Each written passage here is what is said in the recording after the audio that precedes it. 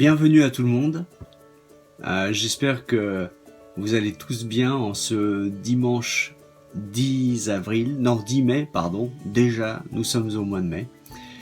Et j'espère qu'on va passer un super moment ensemble.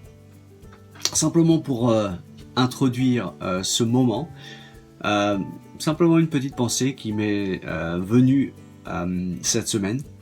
Vous savez qu'on écoute, on est confiné, donc on écoute souvent les infos, on va sur le net, etc. On est connecté avec les réseaux sociaux. Et j'écoute beaucoup, et j'ai remarqué qu'il y avait des réactions politiques ou citoyennes, et que des mais sortaient souvent, étaient souvent exprimés dans les avis, dans les opinions. Et quelque part, est-ce que c'est une façon de contredire sans contredire ou une façon de parler? Et souvent ces mais peuvent devenir même pesants et empêchent bien souvent les choses de se régler ou d'avancer. Et c'est peut-être aussi la même chose avec Dieu. Des fois on a des mais Seigneur, mais Dieu, mais si. Donc ce matin, laisse tes mais de côté et ouvre ton cœur. Ouvre ton esprit à Dieu, sans hésitation et sans condition. Et ce matin, apportons ensemble à Dieu notre adoration, notre offrande, notre être. Et soyons très attentifs aux paroles et aux clins d'œil de Dieu. Passons donc ensemble un bon et profitable moment pour Dieu et pour chacun d'entre nous. Expérimentons Dieu ce matin. D'ailleurs, ce n'est pas moi qui vous invite, c'est pas l'équipe qui vous invite. Nous sommes quelque part tout autour d'une table et profitons, chantons, je ne sais pas où vous êtes, peut-être devant votre ordinateur ou dans le salon avec vos enfants, vos grands-parents, vos parents ou seuls. Mais nous sommes tous assis et Dieu doit être le centre de ce festin, de ce banquet. Et nous allons célébrons ensemble Dieu et vraiment nourrissons-nous de la parole de Dieu. Voilà, que Dieu vous bénisse. Merci. Bonjour à tous, j'espère que vous allez bien. Ce matin, j'aimerais vous partager un passage dans la Bible, dans le livre de Jacques, au chapitre 1, du verset 23 au verset 25. Donc c'est Jacques qui s'exprime et qui dit « En effet, si quelqu'un écoute la parole et ne la met pas en pratique, il ressemble à un homme qui regarde son visage dans un miroir et qui, après s'être observé, s'en va et oublie aussitôt comment il était. » Donc je sais pas si ça vous parle directement, du coup c'est vrai que c'est peut-être un peu bizarre comme verset, mais ouais, c'est comment est-ce que la parole impacte notre vie en fait? Comment est-ce que les enseignements, les édifications, comment est-ce qu'on absorbe ça et comment est-ce que dans notre vie, dans notre comportement, ça a un réel impact. Et du coup, je me suis posé la question et je me suis dit que certes, il y avait beaucoup de choses qui avaient changé, mais je pense que quand on regarde notre reflet dans le miroir, on regarde en détail. Et dans notre vie, je pense que c'est ce qu'il faut faire aussi. Il faut regarder les détails, ce qu'on laisse de côté, ce qu'on a peur de changer, ce qu'on a peur de confier à Dieu. Et je pense que de toute façon, on peut rien cacher à Dieu, mais Dieu regarde dans notre cœur et il sait les choses qu'on veut cacher. Et ce que j'aimerais vous inviter à faire ce matin, c'est quel impact à la parole de Dieu dans votre vie, dans votre comportement, dans votre façon de vivre, par rapport à avant la parole de Dieu, entre guillemets. Donc voilà, je vais vous laisser sur cette question, parce que j'ai pas forcément d'éléments de réponse, c'est propre à chacun. Donc je vous souhaite un bon dimanche, et à la prochaine. Coucou tout le monde, j'espère que vous allez tous bien, et je suis sûre que vous avez hâte de passer ce temps avec l'église, avec un grand E. Est-ce que vous saviez que la présence de Dieu et ses bontés ne sont pas des choses qui se méritent, mais elles sont offertes par lui, gratuitement. on devrait juste les saisir et le louer pour ça. On va prendre ce chant qui dit chaque matin, tes bontés pour moi, Seigneur, se renouvellent. On y va? Chaque matin, tes bontés pour moi, Seigneur, se renouvellent. Chaque matin, tout au fond de mes pensées, ta voix m'appelle.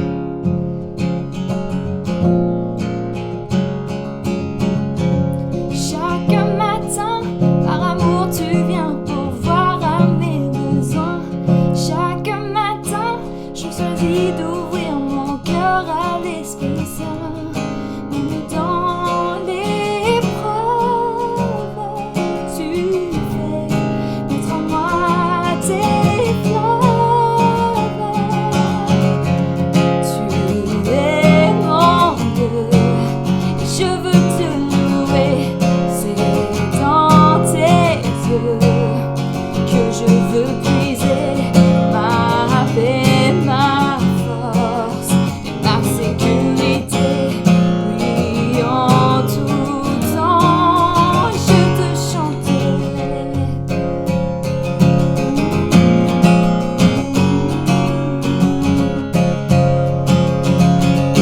On reprend ensemble. Chaque matin, tes bontés pour moi, Seigneur, se renouvellent. Chaque matin, tout au fond de mes pensées, ta voix m'appelle. Chaque matin, par amour, tu viens pourvoir à mes besoins. Chaque matin, je choisis d'ouvrir mon cœur à l'Esprit Saint. Même dans l'épreuve, tu fais naître en moi tes fleuves. Tu es mon Dieu, et je veux te louer. C'est dans tes yeux que je veux puiser ma paix, ma force et ma sécurité. Oui, en tout temps, je te chanterai. Je te chanterai.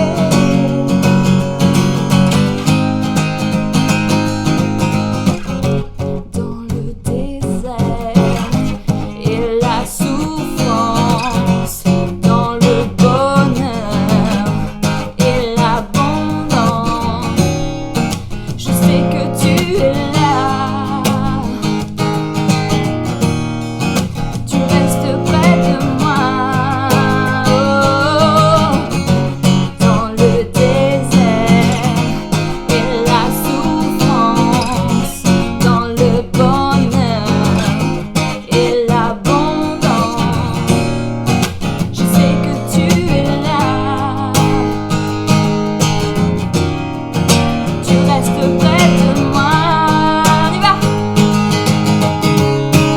Tu es mon Dieu, et je veux te louer.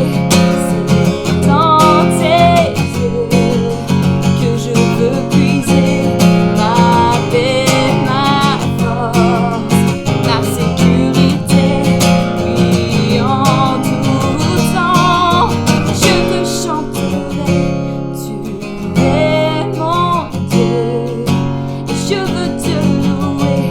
C'est dans tes yeux que je veux puiser ma paix, ma force, ma sécurité. Oui, en tout temps, je te chanterai. Je te chanterai tous les jours de ma vie. Nous te chanterons par à ton nom.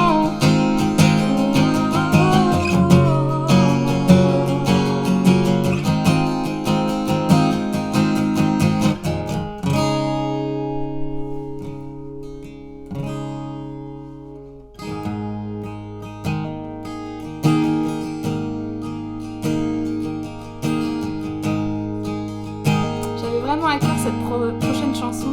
Et je veux que ce soit la prière de l'Église.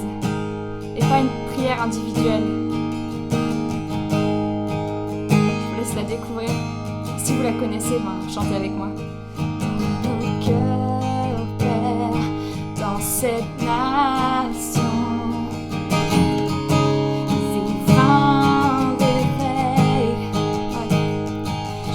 Saint-Esprit, nous désirons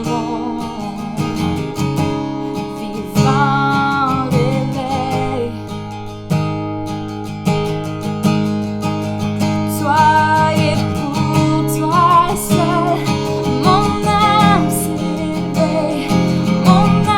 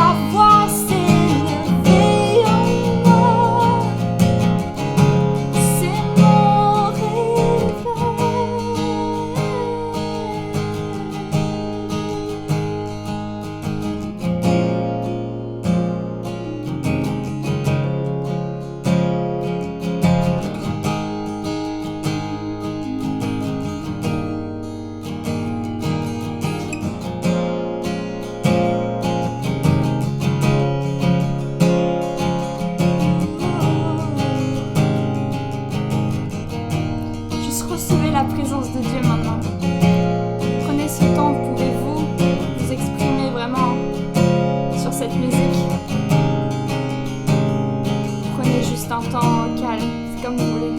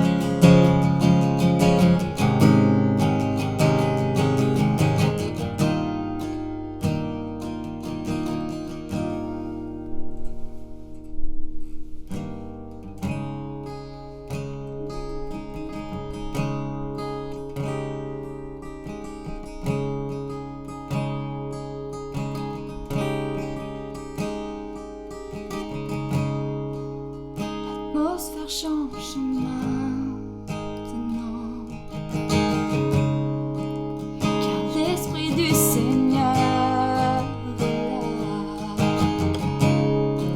C'est évident autour de nous que l'Esprit du Seigneur est là. L'atmosphère change maintenant.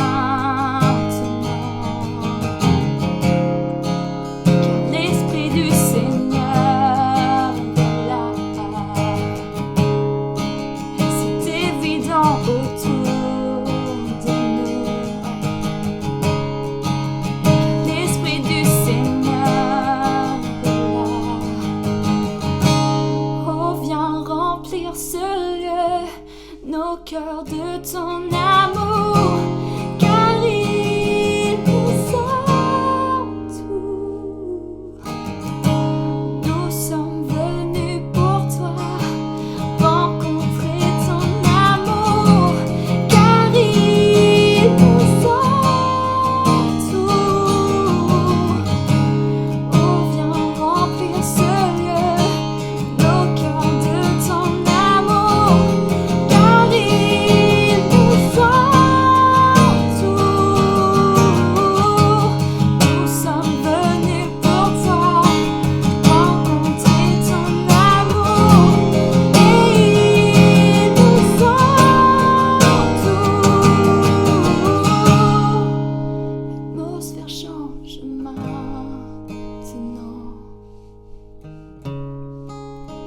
L'Esprit du Seigneur est là. C'est évident autour de nous que l'Esprit du Seigneur est là. L'atmosphère change maintenant, car l'Esprit du Seigneur est là.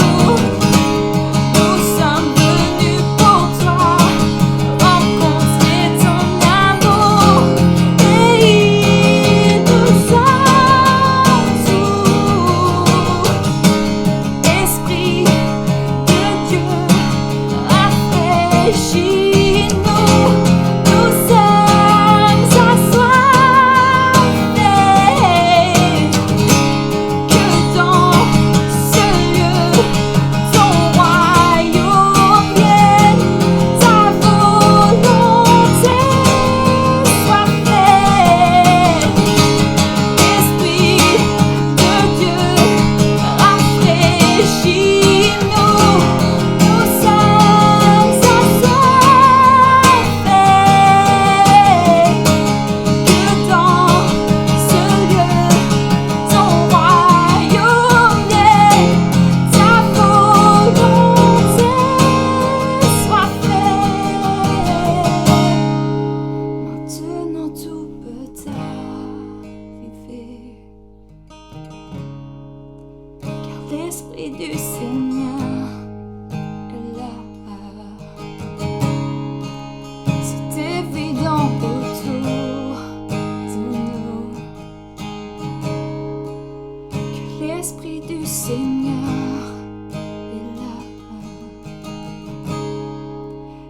Maintenant tout peut arriver,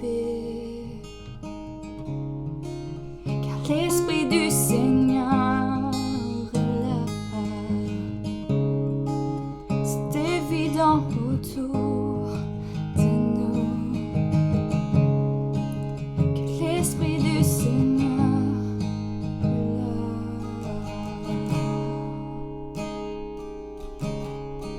Merci pour ta présence, Saint-Esprit, remplis ma vie continuellement.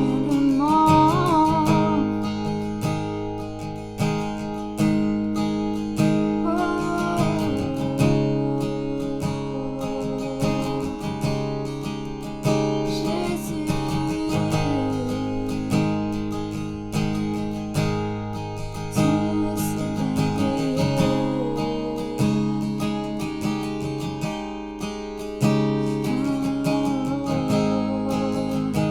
nous avons soif de toi, soif de plus. Merci pour ta parole.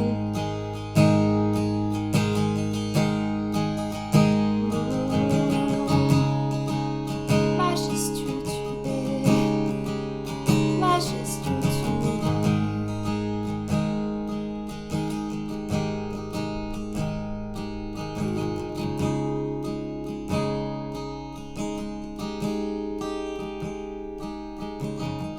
Bonjour à tous, merci à Clara pour ce temps de louange et j'espère que vous avez pu apporter votre adoration à Dieu. Je vais maintenant vous apporter le message sur le thème de Dieu dans ma maison, qui a été commencé la semaine dernière par Kat. Et je vais parler d'un élément peut-être que vous n'avez pas chez vous, c'est la cheminée et le feu qui se trouve souvent à l'intérieur. Je n'ai malheureusement, moi, pas de cheminée, j'en ai eu une lorsque j'étais chez mes parents. Et je trouve que, même si c'est étrange, la chaleur dégagée par une cheminée est plus agréable que celle dégagée par des radiateurs. Même si dans les faits, c'est pareil. Et j'aimerais faire le parallèle entre cette cheminée, ce feu qui brûle à l'intérieur, et notre foi. C'est un parallèle assez facile, vous avez probablement déjà entendu cette comparaison, que la foi est comme un feu qui brûle en nous. Mais commençons d'abord par parler de la cheminée. Pour tous ceux qui ont une cheminée chez eux, vous pourrez m'approuver en disant qu'il faut un certain nombre de préparatifs pour avoir du feu l'hiver. En premier lieu, il va falloir que vous ayez un stock de bois. Ça veut dire soit acheter une parcelle, abattre des arbres, débiter le bois et le ramener, ce qui prend beaucoup d'efforts, soit acheter du bois, mais qui vous sera livré en tas et qu'il faudra ranger, ce qui vous prend aussi beaucoup d'efforts. Ça veut dire que vous allez préparer un endroit pour stocker votre bois, à l'abri de la pluie, et également un endroit dans votre maison où vous pourrez en mettre une petite quantité pour ne pas avoir à sortir chercher à chaque fois que vous aurez besoin de réalimenter votre feu. Et bien pour notre foi, c'est un petit peu pareil. Il faut que vous ayez, on pourrait dire, une sorte de planning.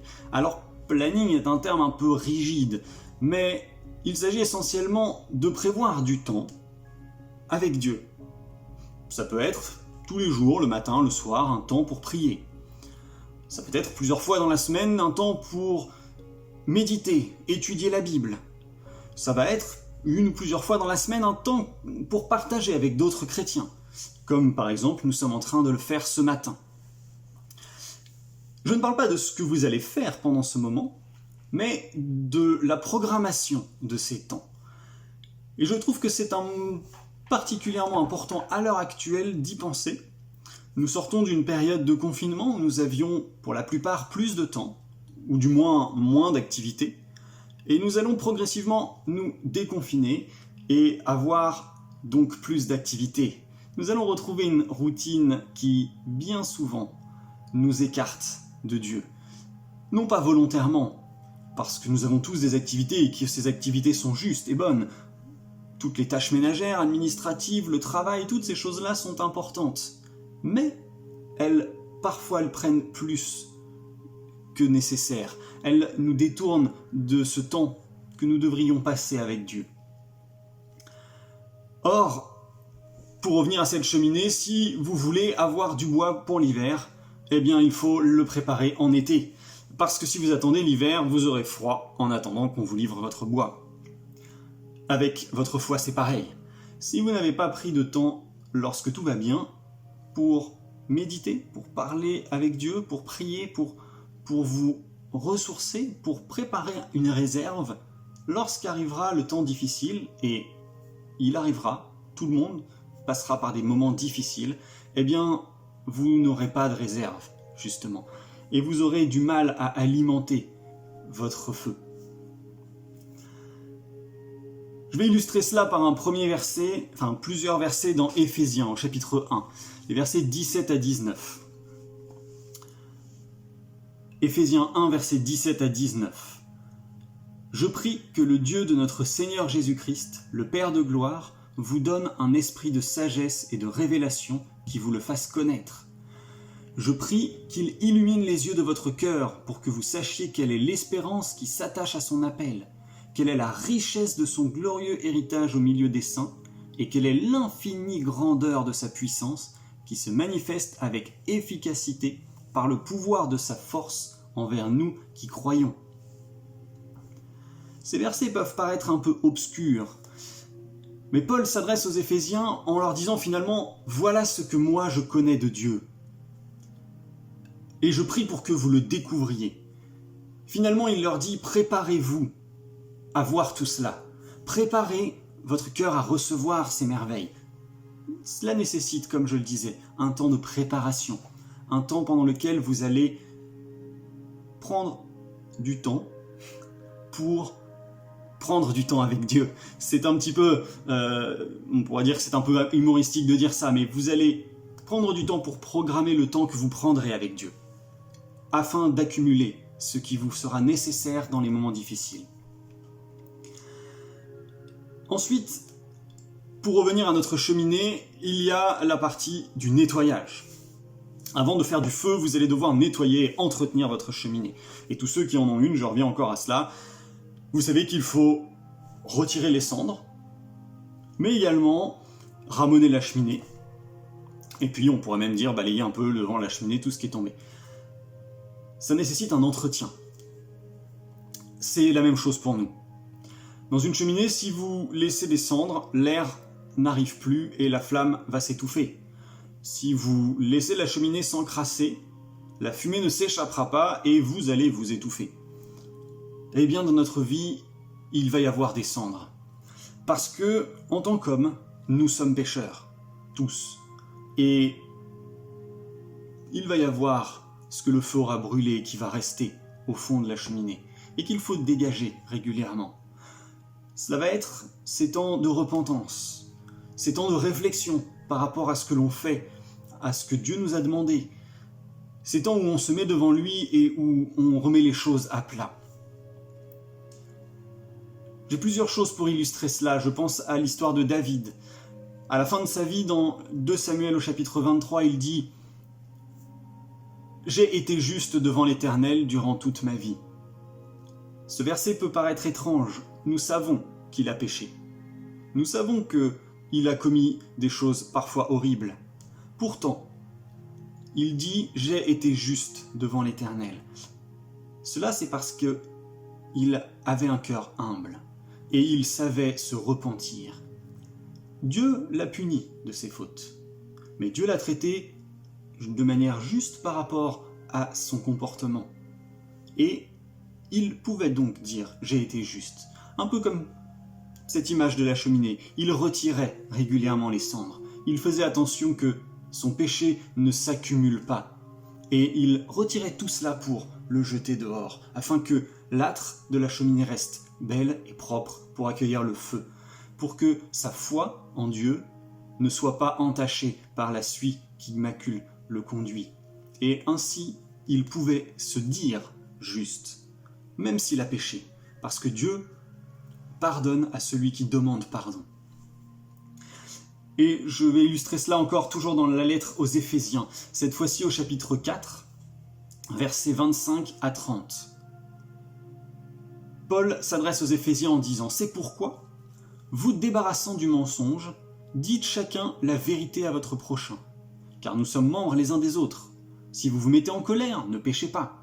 Que le soleil ne se couche pas sur votre colère, et ne laissez aucune place au diable. Que celui qui volait cesse de voler. Qu'il se donne plutôt la peine de travailler honnêtement, de ses propres mains, pour avoir de quoi donner à celui qui est dans le besoin. Qu'aucune parole malsaine ne sorte de votre bouche, mais seulement de bonnes paroles, qui, en fonction des besoins, servent à l'édification et transmettent une grâce à ceux qui les entendent. N'attristez pas le Saint-Esprit, par lequel vous avez été marqués d'une empreinte le jour de la libération. » Paul dit ici, prenez soin de votre comportement, prenez soin de vous. Ne laissez pas du péché s'accumuler en vous et étouffer la flamme de votre foi. Au chapitre 5, toujours de Éphésiens, les 2 premiers versets, Dieu dit « Soyez les imitateurs de Dieu, puisque vous êtes ses enfants bien-aimés. Vivez dans l'amour en suivant l'exemple de Christ, qui nous a aimés et qui s'est donné lui-même pour nous comme une offrande et un sacrifice dont l'odeur est agréable à Dieu. » Et je reviendrai sur ce dernier point un peu plus loin dans ma prédication.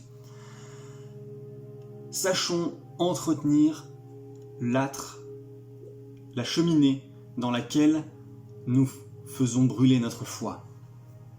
Sachons préparer de quoi alimenter notre foi lorsque l'été est là et lorsqu'il fait chaud et que nous n'avons pas besoin d'allumer ce feu pour nous réchauffer. J'aimerais passer maintenant justement à ce feu. Pour tous ceux qui ont une cheminée, je reviendrai régulièrement là-dessus, vous savez que le matin, en hiver, quand il fait très froid, la première chose que vous allez faire, c'est allumer le feu.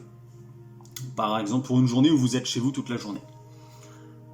Et vous savez qu'allumer le feu, ça nécessite une certaine technique. Alors, il y en a probablement plein. On va en citer 2.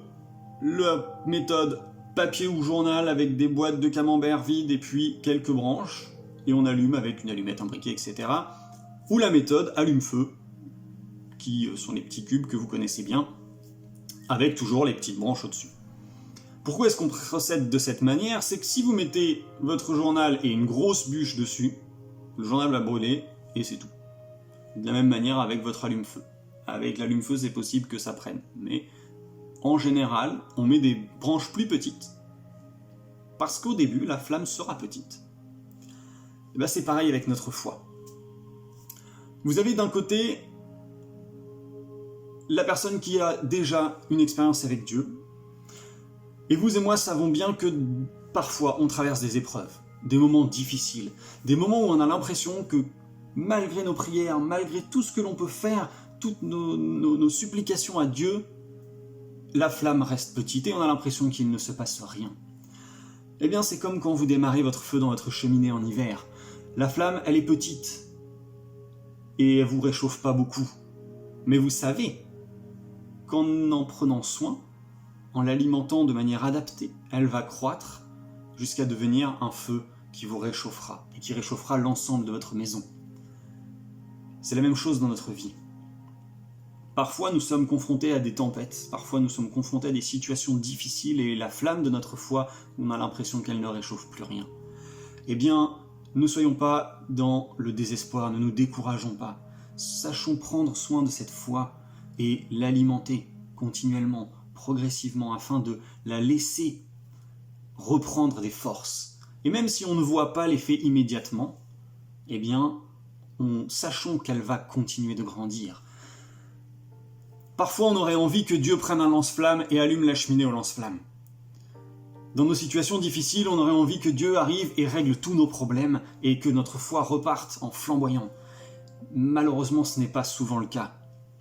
Ça arrive, mais le plus souvent, Dieu nous demande de prendre soin de notre foi, de protéger cette petite flamme qui est malmenée par les éléments et de la nourrir progressivement afin qu'elle reprenne de la force.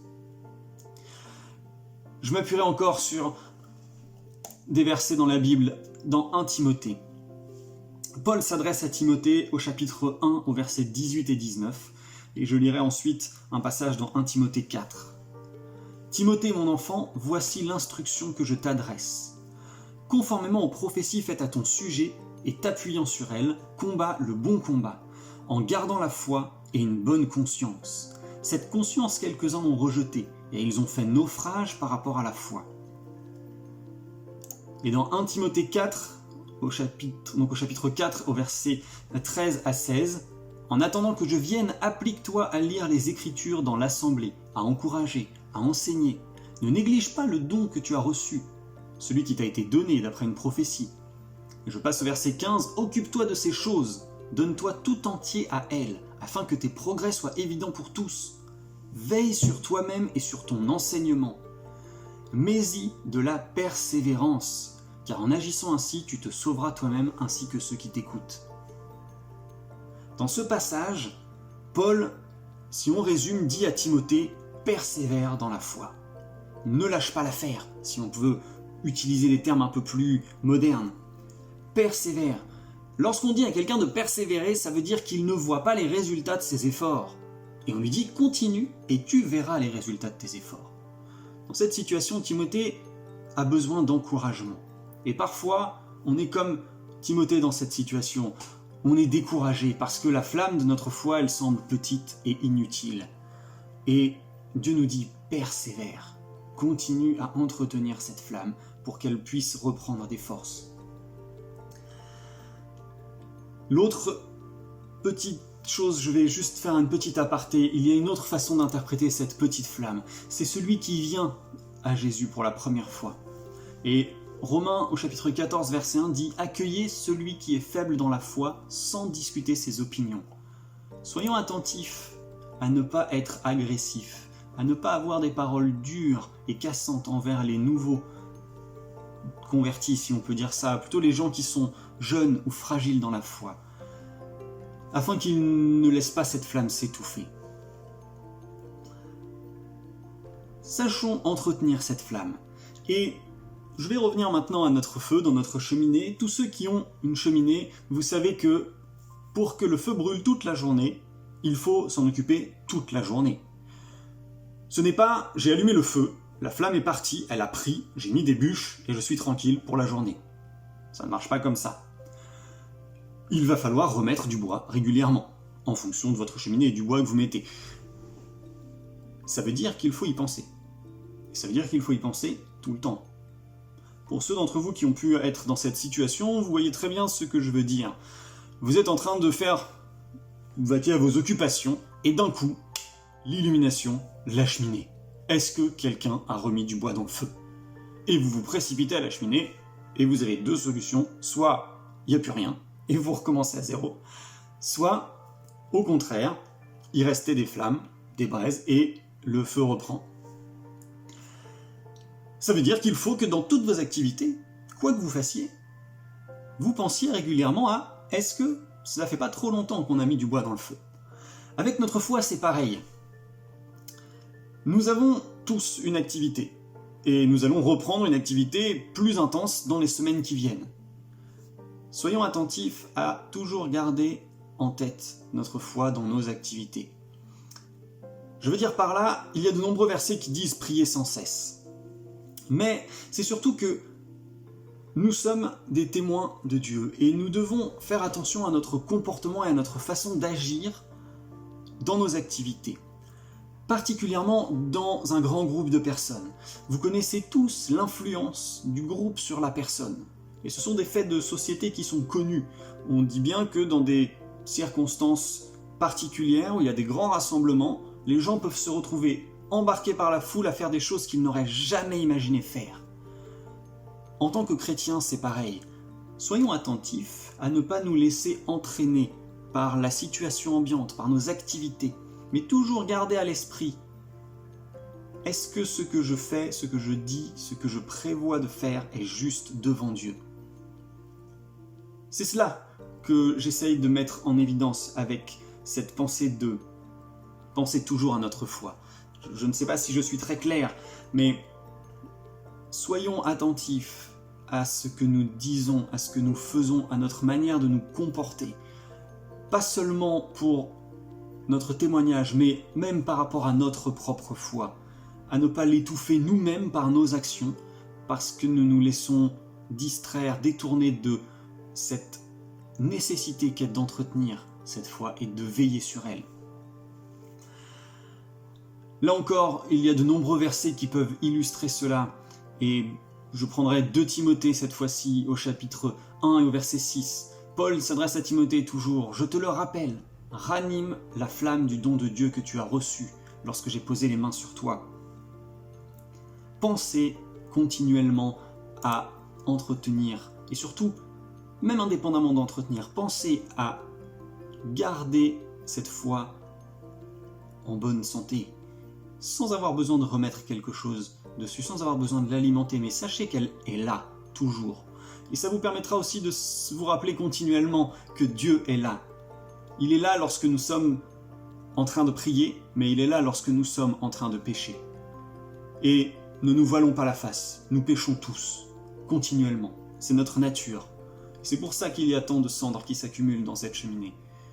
Il faut savoir, toujours se rappeler que Dieu est là. Ça peut faire peur, ça peut être parfois attristant même pour nous. Faisons attention de ne pas l'attrister dans nos activités. Et si nous arrivons à garder à l'esprit toujours qu'il est là à nos côtés, peut-être que certains de nos péchés, nous allons les éviter. Et pour entretenir ce feu, il va falloir que vous vous arrêtiez dans votre activité. Si vous êtes chez vous et que vous êtes en train de faire à manger, de vous laver, de peindre une pièce, je ne sais pas, et que le feu brûle dans la cheminée, vous ne pouvez pas dire « je vais finir ce que je fais et j'irai remettre du bois après ». Peut-être que ce sera trop tard. C'est pareil pour nous. Dans notre vie, parfois, il va falloir arrêter, nous interrompre. Même si ce que nous faisons, c'est pour Dieu, même si ce que nous faisons, c'est quelque chose d'important. Sachons parfois sentir le moment de s'arrêter pour prendre du temps avec Dieu, pour alimenter notre foi, parce que c'est quelque chose qui parfois n'est pas négociable. La situation peut être parfaite, être excellente, tout peut bien se passer, mais parfois il faut quand même s'arrêter. Et c'est vrai que c'est plus simple de le voir dans des situations où vous êtes en difficulté, où vous êtes abattu, où vous êtes dans la détresse. Et là, on envisage bien le fait de devoir tout stopper, s'asseoir ou se mettre à part et passer du temps avec Dieu. Mais c'est valable dans n'importe quelle situation. Sachons écouter Dieu lorsqu'il nous dit « fais une pause et prends du temps pour m'entendre ». Et je le disais tout à l'heure, ces versets « priez sans cesse », vous avez ça à 1 Thessaloniciens 5 au verset 17, « priez sans cesse ». Soyons capables de s'arrêter. Si vous êtes arrivé à ce point, votre cheminée est bien entretenue, vous avez un stock de bois, vous avez fait démarrer une flamme et vous êtes capable de l'entretenir, vous allez pouvoir tirer des bénéfices de cette flamme. C'est un mot un peu grossier, mais tout d'abord, on va prendre les utilités de ce feu. Le premier, le plus évident, c'est se réchauffer. J'en ai déjà parlé de nombreuses reprises.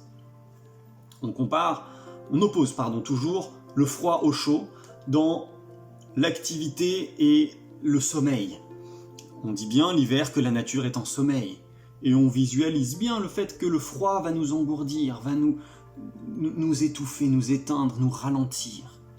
Et en hiver, lorsque vous rentrez de l'extérieur où il faisait très froid, après un certain temps à vous réchauffer, vous allez avoir comme un regain d'énergie, vous allez être prêt à faire de nouvelles activités alors que quelques minutes ou heures avant, dehors, vous vous disiez que vous allez vous mettre dans votre lit et ne rien faire du reste de la journée. La chaleur vous redonne de l'énergie. Cette énergie, c'est un petit peu les passions. Je vais illustrer cela avec une anecdote qui m'est arrivée cette semaine. Mon cousin m'a envoyé des vidéos d'un batteur, Darren King, l'ancien batteur du groupe Mutmat, pour ceux qui connaissent, qui est, à mon sens, exceptionnellement bon. Ce sont des vidéos d'une marque de batterie, Nelson Drum, qui ont demandé à des artistes de jouer sur leurs instruments pour promouvoir leurs produits. Il m'envoie ces petites vidéos et effectivement, c'est extraordinaire. Et il marque en commentaire il a le feu.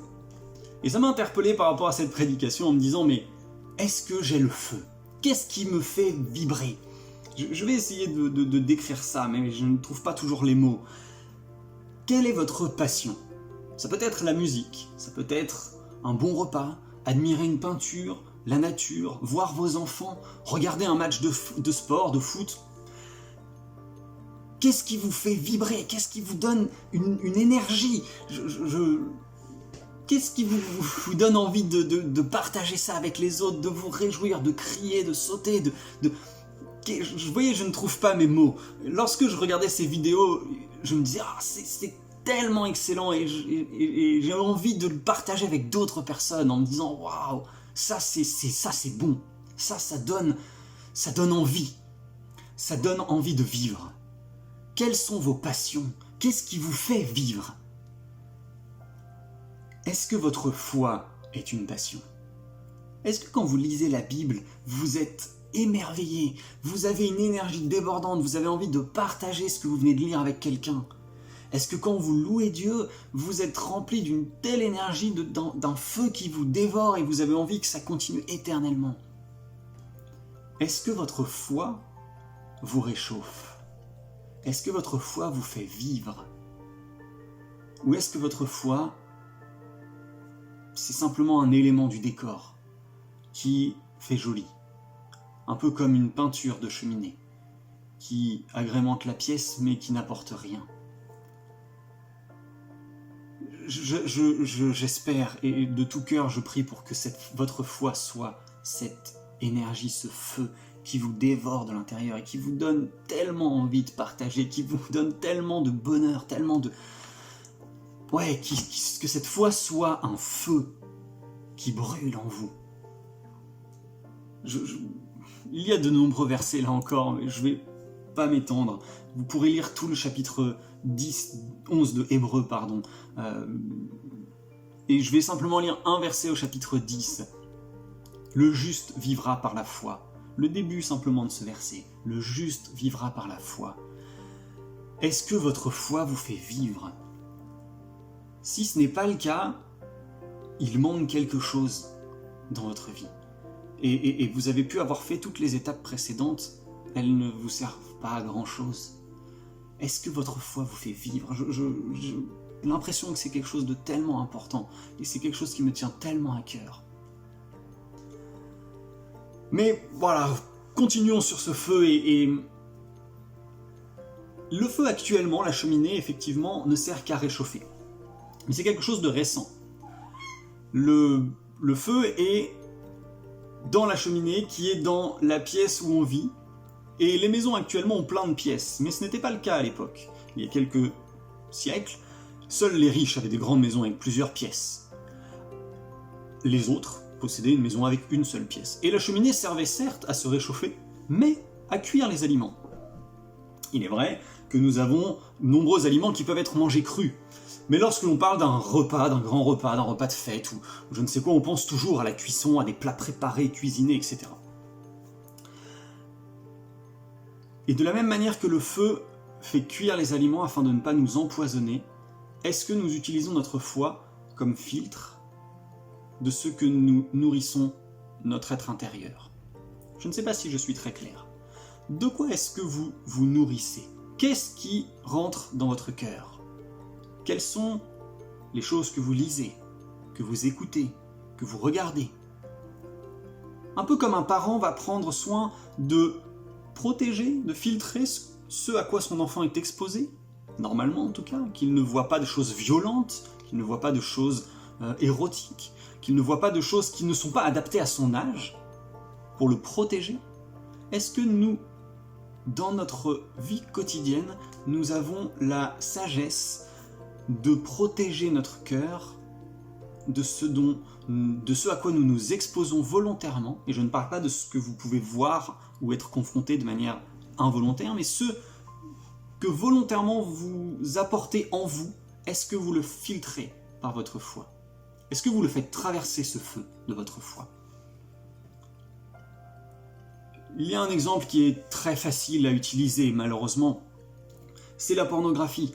Si vous continuellement vous regardez des films pornographiques, vous vous intoxiquez de l'intérieur. Et si vous mettez le filtre de votre foi devant, cela ne doit pas traverser. Cela est un peu extrême, mais cela peut considérer énormément de choses. À quoi est-ce que vous prêtez une attention? Sur les réseaux sociaux?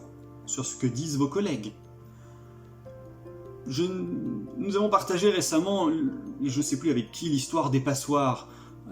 C'est une histoire de vous voulez apporter quelque chose, est-ce que cela sera utile? Est-ce que cela est vrai? Est-ce que cela est édifiant? C'est d'abord vrai, édifiant et utile. Ce que l'on vous dit, ce que vous nous dites, ce que vous dites aux autres, toutes ces choses courantes finalement, les rumeurs que l'on colporte, les choses que l'on lit sur les réseaux sociaux. Tout cela, vous le lisez, est-ce que vous y prêtez une attention? Et si vous y prêtez une attention, soyons, mais je m'inclus, soyons sages de filtrer cela à travers notre foi, de ne pas nous intoxiquer. Et si quelque chose est clairement en opposition à notre foi, alors ce n'est pas la peine de continuer notre lecture, de nous impliquer plus loin dedans. Soyons sages de ne pas nous-mêmes nous empoisonner. Et je terminerai par un dernier point qui est toujours en lien avec ce feu. Dans l'Ancien Testament, le feu servait à faire brûler les sacrifices. Et l'Éternel dit que si le cœur de celui qui offrait le sacrifice était juste, alors ce sacrifice avait une odeur agréable. Si vous avez déjà été dans une menuiserie, vous savez qu'il y a une odeur particulière et que chaque bois a une odeur particulière. Certains sont appelés des bois de senteur et dégagent une odeur agréable lorsqu'on le brûle. Mais plus proche de nous, prenons un bâton d'encens. Vous allez l'allumer et il va se consumer et dégager une odeur agréable. Quelle odeur dégageons-nous? Est-ce que Dieu peut dire que notre louange, que notre vie, que notre cœur dégage une odeur agréable pour lui? C'est quelque chose de très difficile à savoir. Comme je le disais tout à l'heure, Dieu est là lorsque nous sommes dans la joie, lorsque nous prions, mais Dieu est là aussi lorsque nous sommes dans le péché. On peut dire que si nous sommes dans le péché, nous ne dégageons pas une odeur agréable. Quelle odeur dégage votre feu? Est-ce que votre foi, la louange que vous apportez à Dieu, est accueillie favorablement? Ou au contraire, est-ce que comme Dieu le dit par certains de ses prophètes, je ne prends pas plaisir à vos sacrifices, car votre cœur est dur et corrompu par le péché? Quelle odeur dégageons-nous?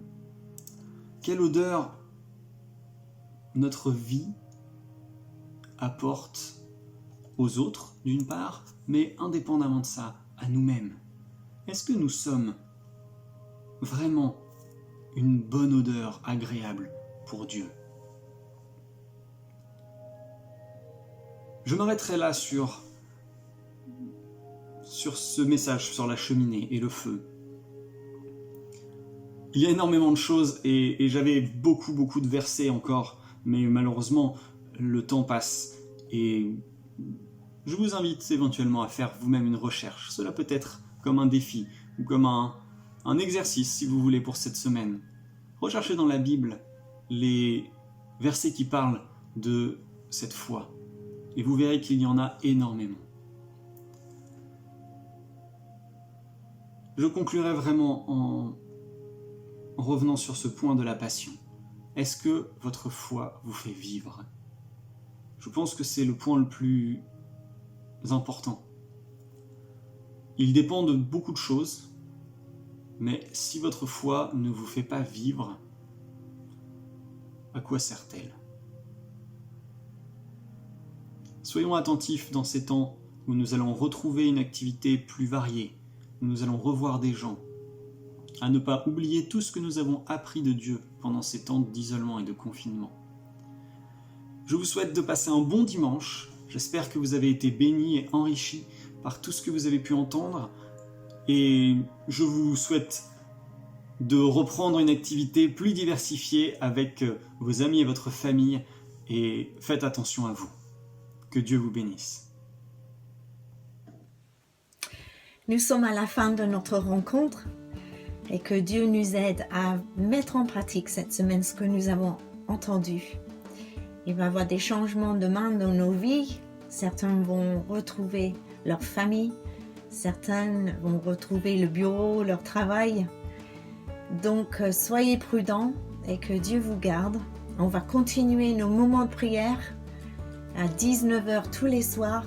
Surtout le mardi, on va faire ça ensemble sur YouTube de 19h, 19h19 pour demander Dieu vraiment de couvrir notre pays de compassion et sa grâce. Et on va continuer aussi les louanges séries dimanche prochain encore sur YouTube. On va continuer le live pour le moment. Et vraiment, je demande à Dieu de vous garder cette semaine. Que Dieu vous bénisse.